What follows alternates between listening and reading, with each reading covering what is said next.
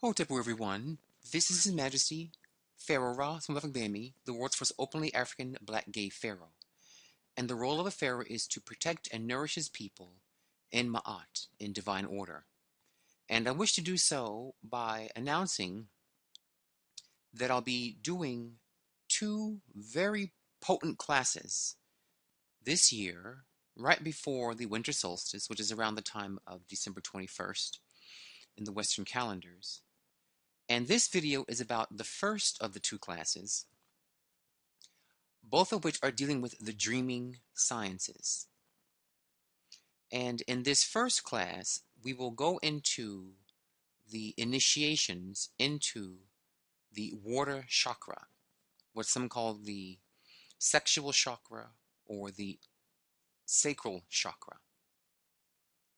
And I'm going to reveal things I've never discussed before publicly about the chakras. This will be an authentic, true training, initiation in how to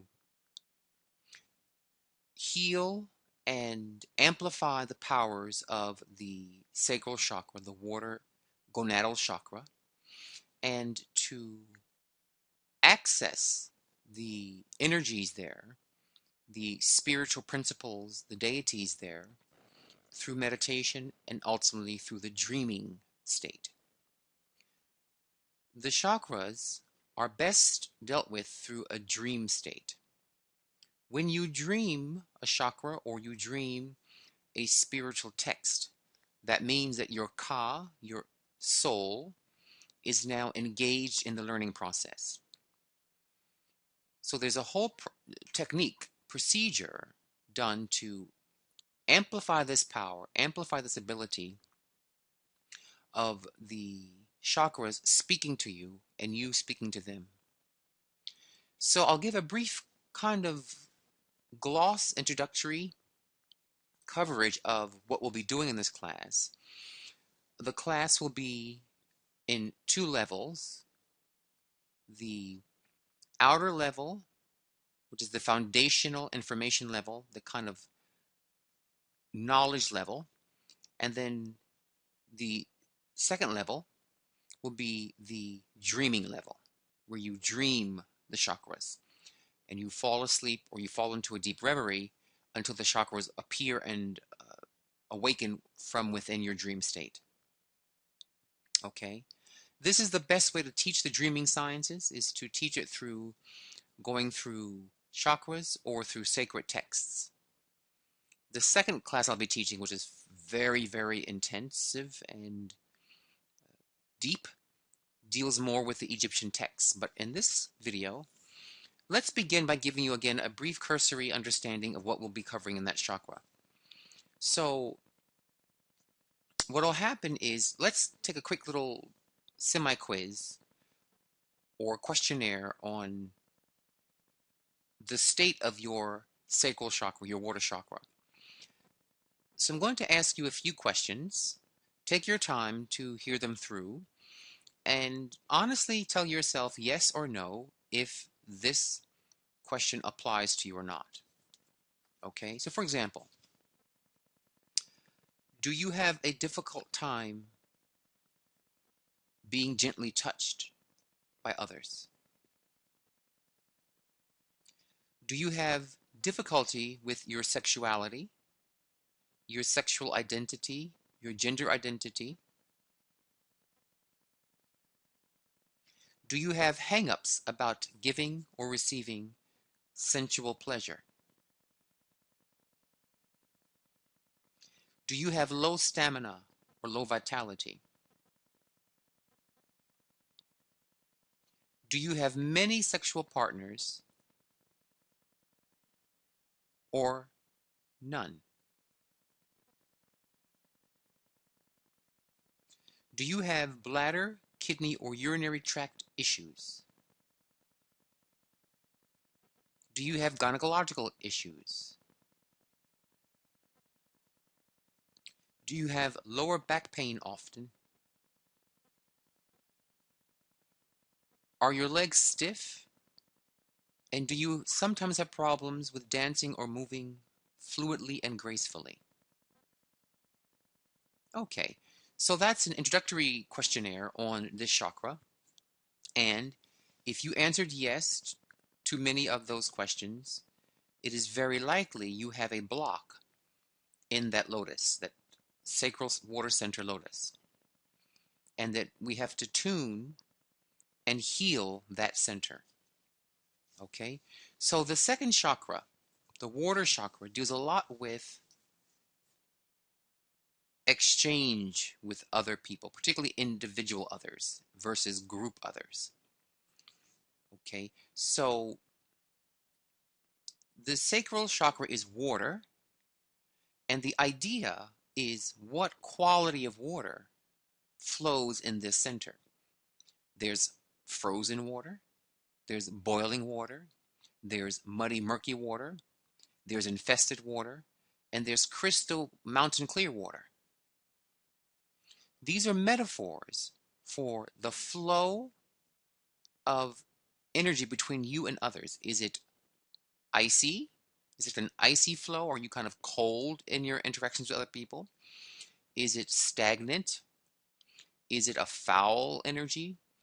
Is it a toxic water energy, a toxic exchange? Is it a dried up, fearful exchange? In your relationships with other people, one on one? So, this chakra is very much damaged in the modern world, almost universally, because of the puritanical and very rigid views of sexuality. Sexuality is a river. It flows. It has many gradations to it. There are many flows of sexual energy, from totally heterosexual to totally gay and everything in between, above and beyond that. That's why the sexual center is a water center, and in the Yoruba system, it's called the goddess Oshun, the queen of rivers. And sexuality is supposed to flow and not stagnate and lock and be too conservative, unless that's your nature. But normally it's supposed to be fluid and juicy and refreshing, not guilt-ridden and stoic and reserved. Okay? So, because of the very strict, almost puritanical views of sex in the modern Western world, this chakra has become what we call zemzemti. That's a Kemetic word from ancient Egypt, zemzemti. It means something like imploded, uh, self-destroyed. Okay? So a chakra can become zemzemti when it has been wounded or traumatized or neglected or overly expressed. It can collapse. Zemzemti means also to collapse on itself. Okay? So from our little questionnaire, you can already begin to detect if you or your mate, your partner, your significant other has sexual chakra trauma. And when this chakra is damaged, it affects all the other chakras. We'll discuss that in the class, because the words of power in this chakra connect to every other major chakra of the elements, the four great elements. Okay?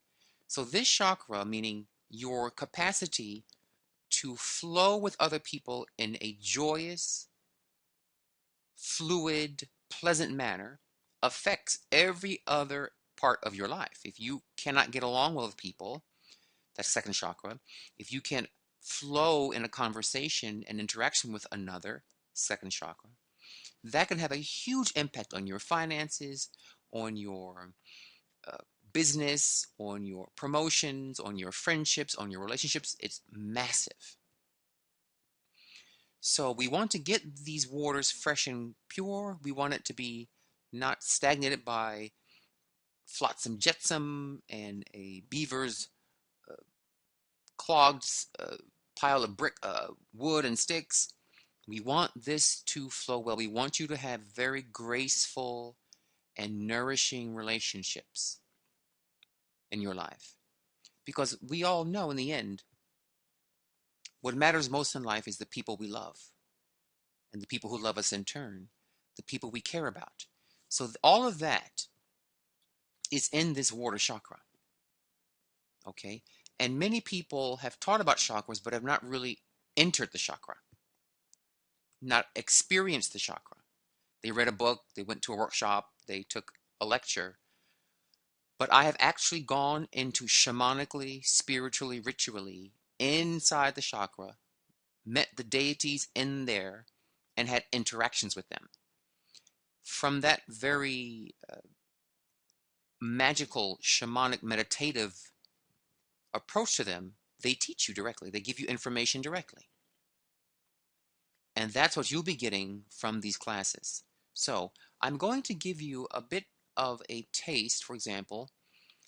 So this is the second chakra called the water chakra, or the gonads chakra, as it's visualized by the blacks of South India, the Dravidians, some call the Hindu system, but the chakra system came very much before the Vedic times of India. Okay, so let's look at this somewhat briefly in what's going on. So we have here an illustration of the spirits, the intelligences, the gods and goddesses, i.e., psychological and energetic principles that activate in a healthy manner this chakra. Your capacity to have clean, clear, honest, and fluid flow between you and others.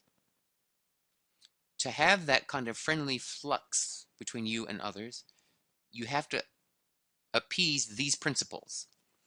They're not really gods and goddesses in a certain way, as we think of them. They're simply states of mind that help that chakra to go in proper order. These are states of consciousness. These are states of energy required to keep that center healthy. These are archetypes. Okay, so who are we seeing here? Well, first we're seeing a circle, and the circle has red petals. It may be hard to count them, but there are 6 of them. 1, 2, 3, 4, 5, 6 behind this figure here.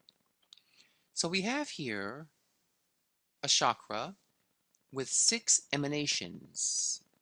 Now, in the part 2 of the chakra training, we go into all the words of power. I go into absolute, full, and unbound depth on the words of power for the chakra.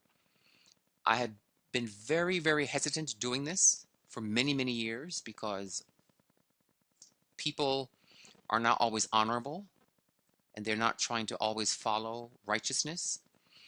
But I did a spiritual meditation a few days ago, and at the summer solstice reading, I received a reading from the goddess Ast, and she told me to start discussing the chakras, particularly the water chakra, this year. So here we are. So in this chakra, we have 6 petals, and that number 6 becomes very important because 6 is a very balanced number. It's a very balanced shape. It's the hexagon or the hexagram. And there is a certain rhythm, a certain musical meter that works well with this chakra, that if you dance to that meter, this chakra begins to spin and to purify itself. But that we'll discuss in the part 2 class of this training. But these 6 sounds are emanating from an internal sound. You see this kind of dark blue line here, and this line here, and this kind of circle here. That's a word in Sanskrit. Vung, vung, vung, vung. Vung is the sound of this chakra. It is the sound that triggers the water element in the chakra. And that sound vung has 6 sister sounds that emanate from vung, meaning there were these 6 powers, these 6 divine powers that amplify and radiate from the water element within you. 6 talents or 6 things that you must purify that are written on those petals. Okay? Then we see here, it's maybe a bit difficult to see, but there's a kind of crocodile here. You see down here at the bottom, this kind of crocodile creature. Okay? This crocodile creature is very important because it deals with, in the water chakra, in your chakra, there is this crocodile lurking in the water. And this crocodile represents the danger of love, the danger of being vulnerable, the danger of exposing yourself. Think about it. If you are thirsty and you're in, Africa somewhere, and there's a little water pond or lake or somewhere, you're thirsty, you're parched. So what happens? You walk over there and you scoop your hands to get water, but there could be crocodiles lurking. So this represents, on one level, we'll go into deeper levels later on, about how the crocodile deals with blood and lymph circulation in your body, and how the movement of fluids of blood and lymph influence your vitality, your libido, and your capacity to flow smoothly in connection with other people. But this crocodile warns you that if you're not careful, love can be very dangerous. Love is not a very safe place, particularly in the beginning or in the end. You've got to be alert. You have to be aware of whom you're with, aware of their issues, aware of their ways, aware of their weaknesses, their addictions, their jealousies. There could be a lot of things lurking in the water of this person's interactions with you. Okay, so you see already these images capture the truth of relationship. We all know the honeymoon phase, the first 3 to 6 months of a relationship are grand and great and glorious. But after that, you start seeing the crocodile in that person. Their bad hygiene, their cussing ways, their rudeness, their insensitivity. The crocodile begins to surface. And you think, oh my God, who am I with? Who is this person? Well, this chakra, when strong, and you talk to this crocodile, there's a heka that creates the crocodile's body. He's formed from a sound. And when you invoke that sound and then you dream, the crocodile will actually talk to you about the person you're with, and would even go visit the other person's crocodile in that other person's chakra. And the two crocodiles will start talking and interacting. It's quite amazing and beautiful. So that's one thing.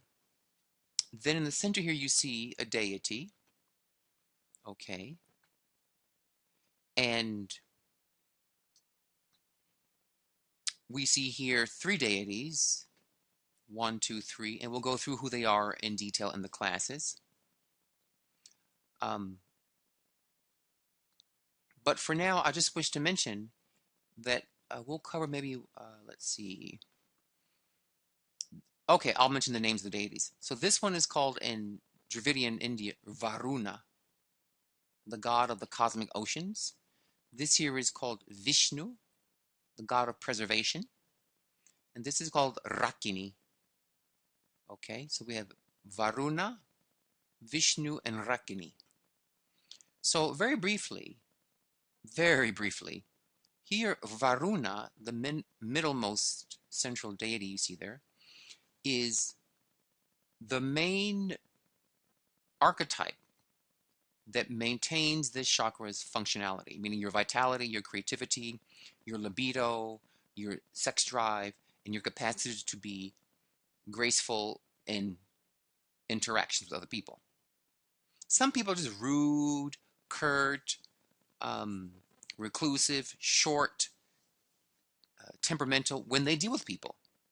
It's because this chakra is not at all balanced by these principles. So Varuna, one thing we'll discuss about him very quickly here is he is known to be a great astrologer, lord of the skies and stars, the vastness of space, and he is a watcher of law, divine law.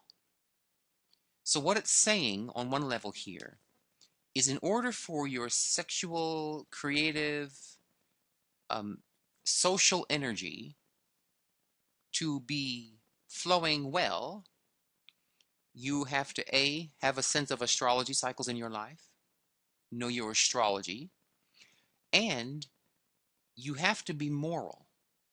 You have to have some kind of code of honor, some kind of etiquette and ethics that you will not yield to when you're interacting with other people.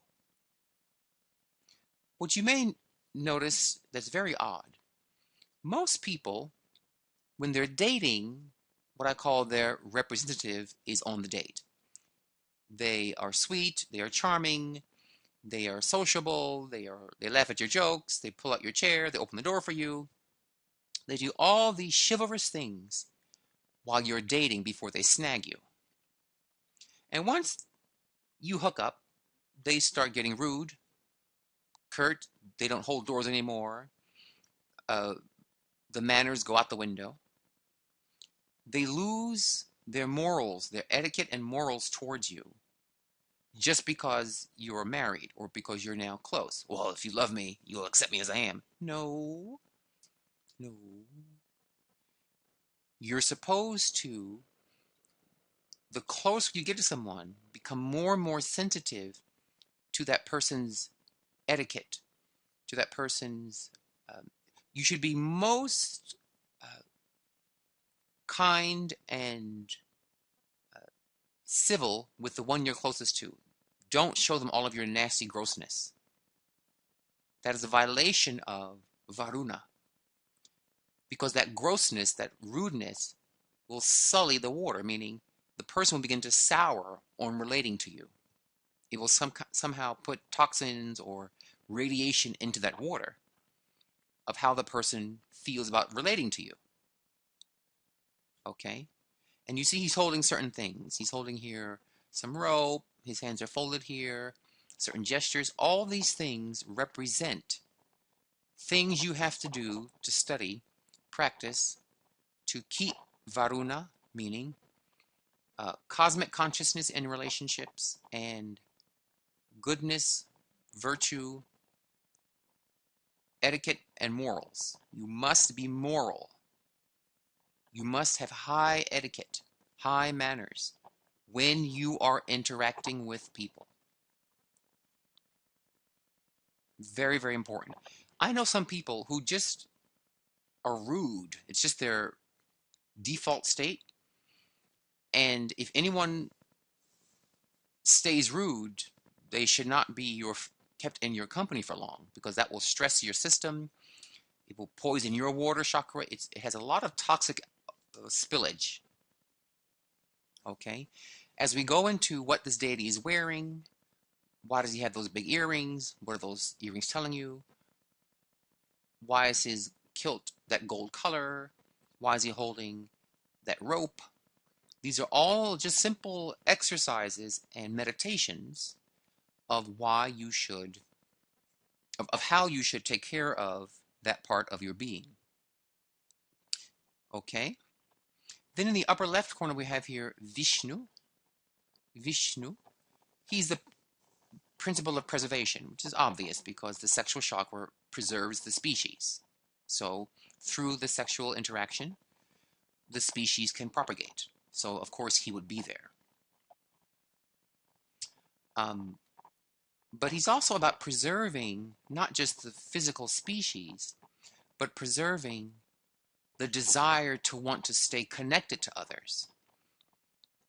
He's a god of wisdom. So I'll give you the Kemetic deities that correspond to these Dravidian deities. For example, Vishnu would be the god Tehuti.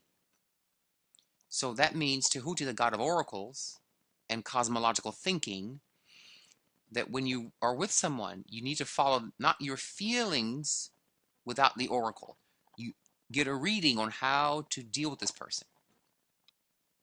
And then you become emotionally filled with the desire and the eagerness to relate to that person according to that reading's deity, the flow of that particular deity that came in the reading. This is a very different stance from how the West sees a relationship. They don't see you get a reading on how to deal with this person. But what does Varuna in the middle say?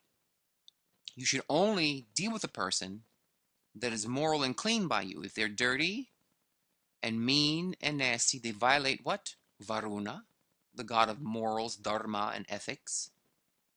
So immediately we see people that we should embrace or consider embracing and people we should shun. If the person is rude, coarse, crass, harsh, doesn't have manners with you, that's not for you. That won't Vishnu, it won't preserve your desire to want to keep interacting with that person. Okay? So, then we have over here in the upper right corner to your screen here, the goddess Rathini. And Rathini is, if you look at her eyes, are kind of red, a little bit aggressive. She's holding a drum and she's holding some flowers and a kind of staff or a trident. You'll notice that both she, in her upper left hand here, or this left side of her hand, and over here, Vishnu, they're holding clubs. He's holding a club, she's holding a trident. Those are violent symbols. They're aggressive. This reveals, as does the crocodile reveal, that there's a thin line between love and hate. That love, relationships can turn quickly to meanness, viciousness, abuse, attack, insult. You see? So, you see, he's already telling you, okay, it's not always a safe place to be in love. You've got to keep your eyes open. You can't be Pollyanna naive and not read the handwriting on the wall.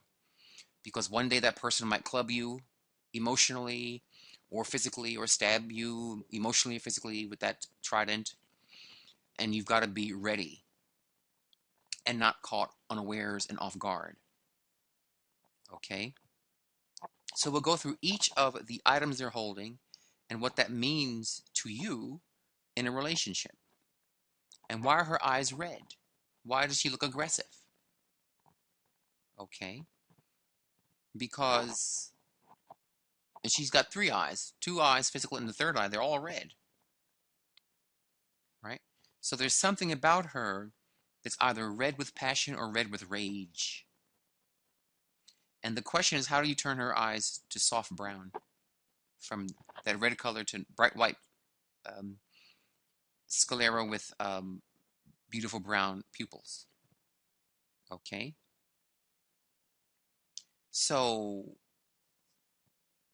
Rathini is on a lotus, and the lotus is a message to you about purity. Going through trials, through mud, but yet blooming in your dear relationships like a fragrant lotus.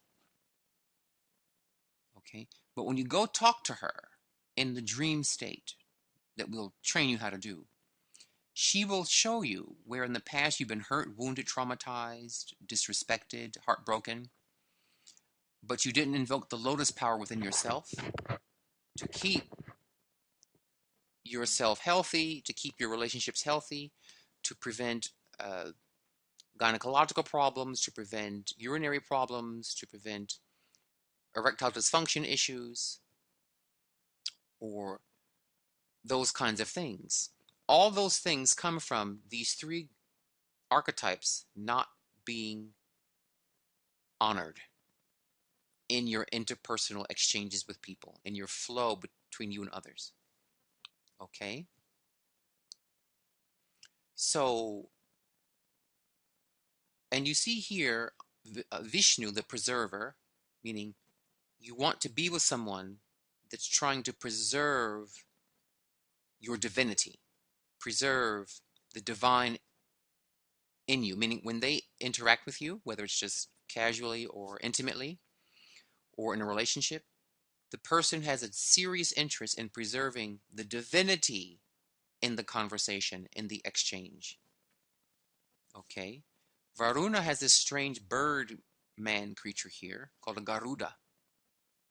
She has a lotus. He's this strange bird creature. What is that about? What is this preserving, the preserver of the good in each other and of the species? Why is he on this kind of griffin-looking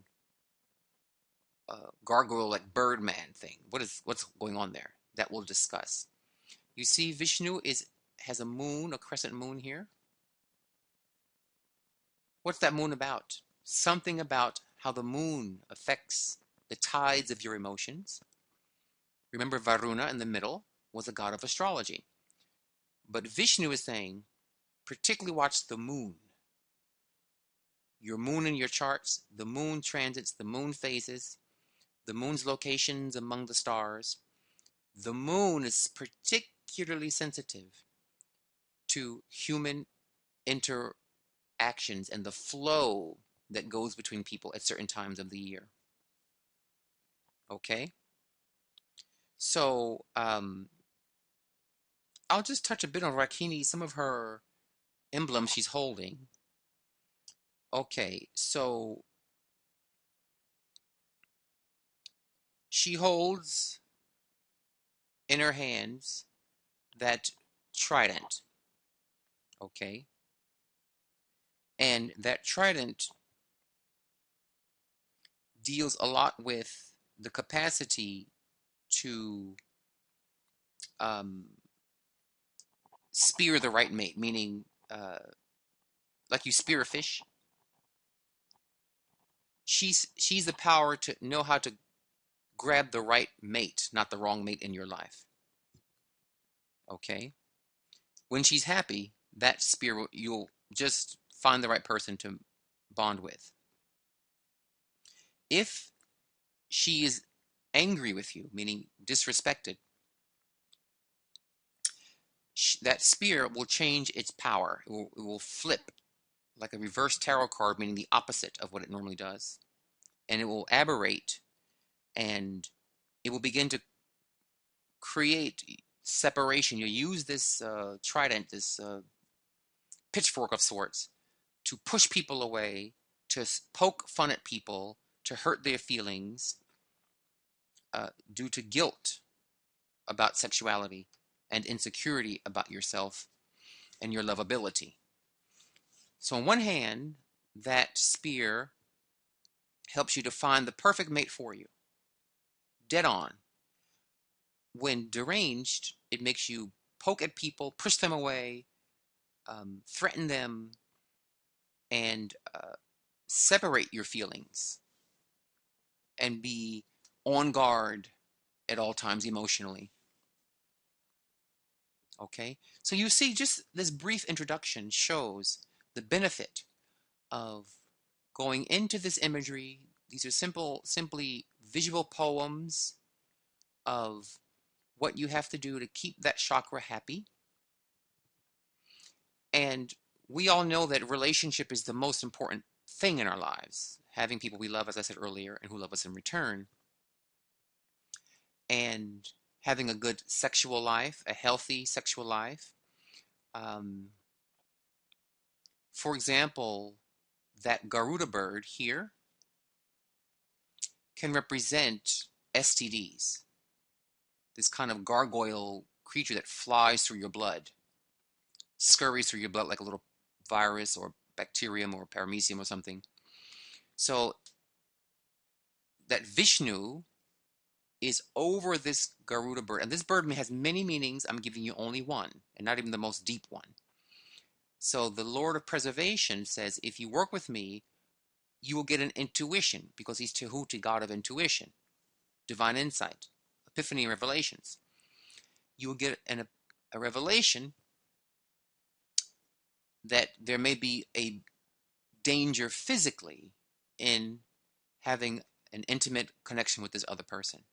The bird, the Garuda bird, will dream to you, give you an omen, talk to you, or you'll hear its word of power start ringing in your ear when you meet someone. So these all become these blue images of these deities. They're alive. They're actual gods or archetypal forces with will, agency, intelligence, direction, and they will work with you. They will shamanically and magically shield you when you encounter someone. You might see someone, all of a sudden the crocodiles start stirring in your chakra. That's an alert that, okay, this person's got some deep issues, some deep, dangerous issues, some unresolved trauma. And if you get too close to them, they're going to snap your arm off. They're going to death roll you into the water. They could be violent. You'll get all kinds of intuitions and insights. And that crocodile is also known in ancient Egypt for being the god of virility. His name was Sobek, or Sobek Ra.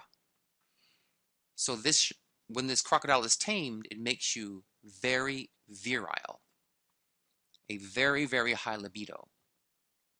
But you have to work with that crocodile, that spirit, and know how to bring divinity in your relationship to it.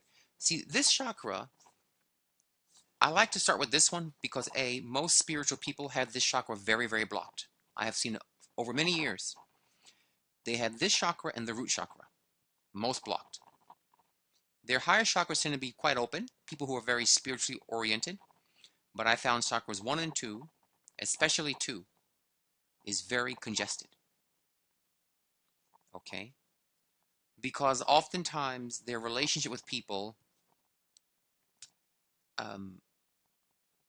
has a lot of undercurrents of sexual insecurity, thinking sex is dirty, sex is not godly, sex is not spiritual, etc. Okay? So, those are the basic things. Just to give you a taste, we're going to cover the sounds, the words of power, the archetypes here, what these are as poetic messages and warnings to you about your sexual energy, about your interrelationships with people, about how you exchange with other people.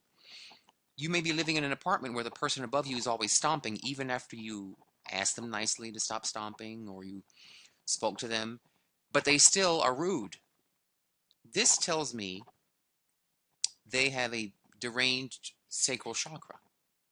They're not in tune, they're not in touch with how they're affecting others. You see, water, if you drop something in, it ripples. It affects all the way out to as far as ripple can reach, to the banks of the shore. So when you have a good sacral chakra, you're very aware of your influence on other people's feelings. You're very, very sensitive to it. That's why you're mannered and well-bred and full of etiquette, because you know that what you're saying, how you're saying it, what you're doing, how you're doing it, will reverberate and ripple into other people's emotional states. And that matters to you. You're not cold to the fact that people have feelings. Okay? I found very nerdy people, very intellectual people. This chakra is all but zemzemptied. It is all but wizened and withered. But that person has a right to having a full relationship, friendly, warm exchanges with people socially, and not just being some nerd that's stiff. That's why one of the questions was, can you dance well? Or are you stiff and robotic? That's a sign. This chakra is not giving you flow. Water moves in rhythms, waves, rhythm. So this chakra, when strong, you're rhythmic. I can tell if I see someone dance what chakra is happening in terms of good or bad function. Okay? So the final part I wish to mention about this class, this initiation, is the ultimate goal is to work with these forces and their words of power, where I reveal the true functions, the true potencies inside the word of power. What the words of power are actually going to do. And then for you to fall asleep and then have these divine energies, these angelic forces, awaken while you're sleeping. Because the dreaming state is the best way to meditate. The dreaming state is the best way to meditate. Okay? And once you're dreaming, it means the soul, the ka, is now engaged in the chakra. And you want to clear the waters of your chakra. You want to clear the chakra rather quickly rather than later, because you want good love karmas, you want good relationships, you want healthy friendships and supportive friends and associates. You want to have good business connections with people, good rapport. This is the chakra of rapport for sure. And you want all that to be fruitful and exciting and engaging. Okay? So, we will put a link down below of where you can sign up for the class. And you can either get the class in one block or you can get it in 2 blocks. You can pay half price or you can pay full price and take the class. I recommend you try to get the class. I'll be presenting the class around December 21st, the winter solstice. Okay? I'll try to go before then. So today, as of today, we're on December 8th, 2022. Okay? And it's a very potent class.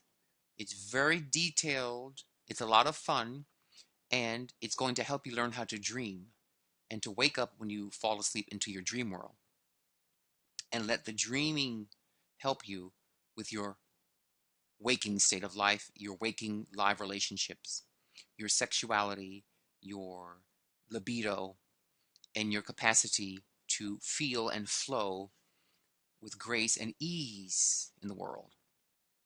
Okay? So, I wish to thank you for your time.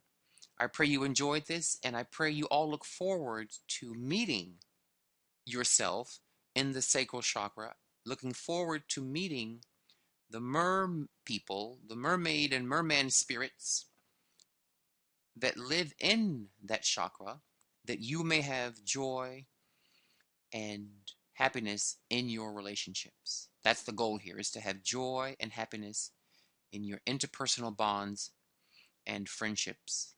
So, with that, dua'u, and remember, no matter what happens to you in life, always look up. Why? Because you are a star. Dua and Hotepu.